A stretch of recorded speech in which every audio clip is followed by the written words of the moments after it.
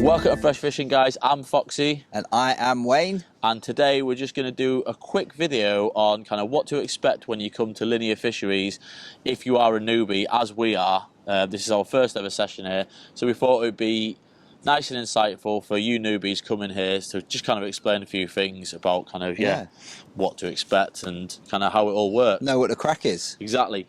But before we start, if you are new to the channel or you've never seen Fresh Fishing before, we upload every week at 6:30 Sundays on YouTube, and yeah, hopefully you will give us a subscribe and you can enjoy our content. We do fishing vlogs and we do reviews and we do some videos like this, a bit of insight on different venues and whatnot. So join the Fresh Fishing family, click the subscribe button, and yeah, hopefully we'll see ya around. Commenting and liking videos going forward. What to expect when you come to Linear Fisheries. Because if you are novices to linear like we are, it's a bit mental. It is a bit mental. This is our first time visiting, so we didn't know what to expect. Obviously, you read a few things on the website, you hear things from different people, whatnot. But we just thought we'd kind of do a quick video explaining what to expect, and then just so you kind of know a few little hints and tips and whatnot. Yeah, because obviously, like, we arrived yesterday morning, as Foxy said, not knowing what to expect. We knew it was pretty much a bit of a free-for-all in terms of kind of like first come, first serve on pegs. Yeah. But we didn't know what to expect.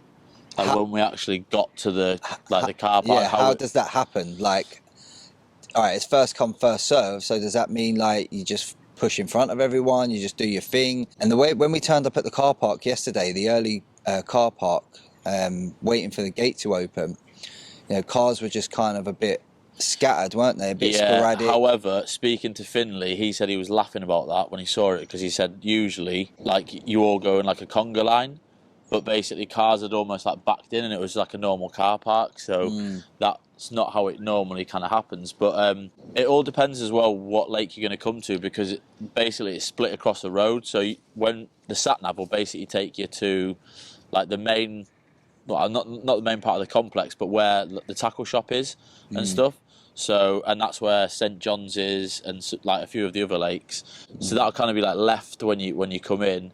We'll put some footage up so you can see like the complex there. So there's a tackle shop. I think there's a bit of a cafe in there. Yeah, well, there was like loads of tables and chairs outside, so it looks that way. We didn't actually go in, but obviously you can get whatever you need. You can get bait, you can get bits of tackle and whatnot. But then if you come into B1 or B2, or Hardwick and Smiths, you want to be over the other side.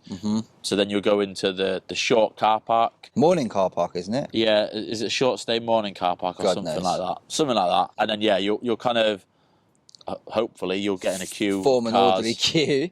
I'll be honest though, when we did kind of come round to getting in, you know, the gates were open, we started driving through, people were being quite, what's the word? Polite. Yeah, we use that word. And not just kind of jumping in and stuff like that. There was kind of some form of an order. Etiquette. Yeah. But then, you know, at the same time, for us, for example, we're fishing B2. As you drive up towards B2, the road splits off to go round either side of the lake. So if you choose to go around one side and other cars choose to go down the left, they could have been 3 or 4 cars behind you and they chose to go down the left. You've gone down the right. They could pick up a peg, you know, what's deemed as better pegs down in the main kind of bowl of the lake. Yeah. So they could pick up those pegs. You could drive up the other side, not have anything, and now you've got to come back round and you've missed out on potentially those good pegs further down on the other side. When they actually open the gates, that's what you basically do. You just drive through. The signpost, we were a bit like, is it that well signposted? But we managed in the end, but we literally drove all the way up one side, there was kind of nothing there, then came back round the other side and ended up getting pegs up here. So you can't drive the full way around the lake. You can go so far, and then it's like no cars beyond a certain point. But then you just literally, as soon as you see a peg, chuck a bucket in and then jump in it basically. Obviously, I think if it's really busy, and you want to get on this particular lake, you're going to have to ask if someone's leaving and chuck a bucket in behind and wait and stuff. Yeah. And then, once you've found your pegs, following on from that, the bailiff comes round, you know, asks you how long you're staying for, takes your money. Gives you a ticket. gives you a nice little Linear. ticket to confirm your purchase. And worth saying that you can pay by card, so he's got a little card machine that he walks around with, and yeah, it was 33 quid for 3 rods per night, so 132 quid for the 2 of us for 48 hours. Yeah, fair bit of coin. Yeah. You know, for the 2 of you when you're doing 48, but I can't really say right now that it's been worth it. We'll see. But we'll see. We've still got just less than 24. 24, yeah. It's worth saying as well, the gates close at 6 p.m. in winter.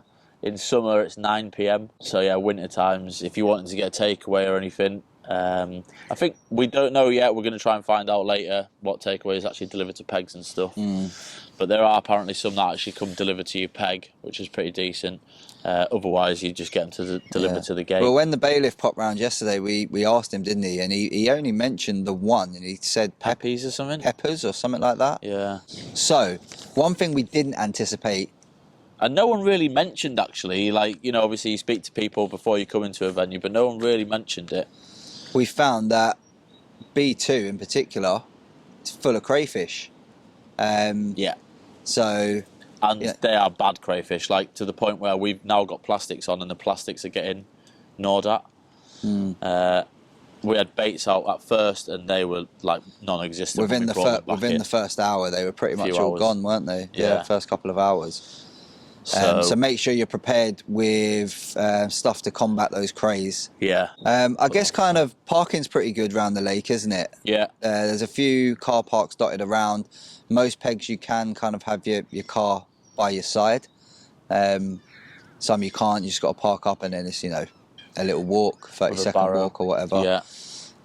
So that's pretty cool. Toilets dotted all the way around, like not the best facilities. I must admit, I went and tried one this morning, and it was a portaloo with no flush and just you're pooing on top of poo. Yeah, basically. Yuck. So, but it is what it is. But at least they're dotted all around, so you're not having to go like back to like the main car park or whatever to actually try and go for a Betty Squid. So there are actually, when you're driving around, there are net dips dotted around as well, so to dip your net and dip your slings and stuff like that.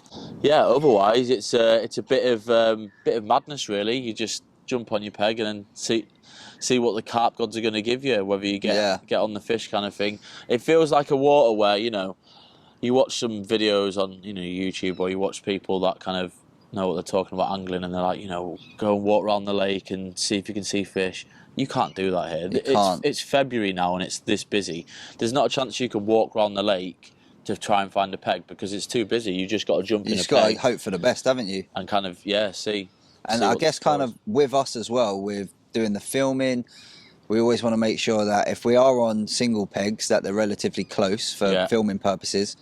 Or we get on a double. A double would be obviously ideal, but chances of getting on a double here, very, very slim. I mean, even this morning, we didn't feel that we were on the fish yesterday. I feel like we were on them a little bit more today. We've had a little bite. I think they've had a little move around. But early this morning, we went for a little wander just to see if there was any other pegs available for us to do a little move. And there weren't. Nope. There weren't. There was one chap leaving in kind of like the main bowl of the lake. But his mate was jumping in behind him. His mate was literally jumping in behind him because his mate was doubled up on a single peg with someone else they knew. With one of his mates, yeah. That's how mad it is here. Yeah, and it's February, like I say, so it's winter and it's this busy. There is some pegs free, but they're clearly the ones that no one wants. So. And it looks the same around the majority of the other lakes as well, from the drive around that we did today. Yeah, pretty, like, I would say like 70% full. Just packed, absolutely packed. Maybe even 80. So it is hard going, There was one lad that said he never ever, when he comes here, tries to get here early doors because it's just too much. It's just too much mayhem, madness, etc. It comes later because usually by that point, if someone's going, they're packing up, then you can kind of just like, you know, say, oh, you go, mate, jump in behind his tactics is to jump in behind someone rather than get a fresh peg. Which, it's probably not a bad shout. But again, that's something that we wouldn't be able to do. Nah, coming from up north, like Darlington and Middlesbrough, we literally booked a hotel the night before so we could get here early. So to get on a decent peg, and we still straggled. Yeah, we did. But hopefully that's a bit been like a bit insightful for you. It gives you a bit of an idea if you are a newbie that's going to be going to Linear. It gives you a better picture of kind of what to expect. And yeah, hopefully if you do go, you manage to catch and you manage to get in a good peg. Yeah, yeah. It's all a bit luck, isn't it? It's all a bit of luck. I think so, It's yeah. all a bit of luck. Definitely in terms of the peg that you're going to get, you need to be lucky and try and, hit it at the right time or whatever, get in the queue early enough, I don't know. Some of them lads yesterday were in the queue from like 6 o'clock, weren't they? And I just think... We turned up at 7:30. I just think getting in the queue early is not a guarantee either. Nah, it's not. Like, you know... It's not.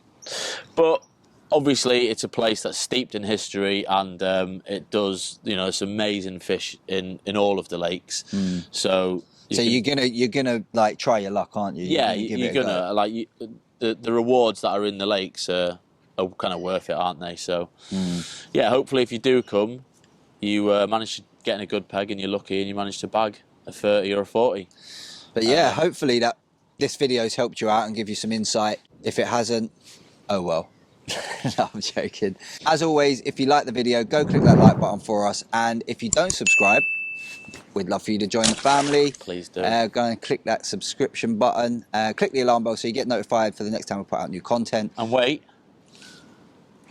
visit our website as well to cop some merch and also get involved in our carp competitions that we've started running. www.freshfishing.co.uk. But thank you very much for watching.